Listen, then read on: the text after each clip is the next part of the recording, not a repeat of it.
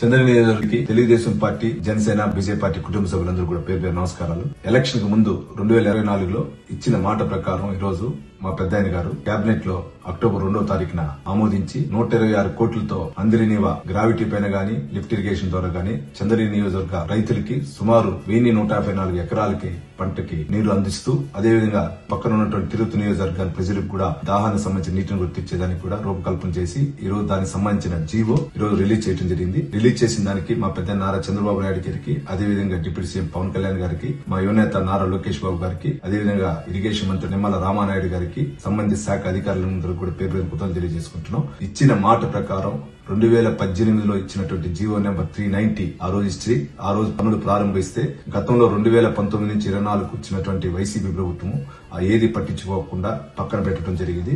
తిరిగి దాన్ని ఈ రోజు శాంక్షన్ చేసిన మా పెద్దాయన గారికి మరొకసారి డిప్యూటీ సీఎం గారికి, మా పెద్దాయన నారా చంద్రబాబు నాయుడు గారికి, నారా లోకేష్ గారికి అందరికి కూడా మీ ద్వారా కృతజ్ఞతలు తెలియజేసుకుంటున్నా. మీ క్లూవర్తినాని, చంద్ర నియోజకవర్గ ఎమ్మెల్యే.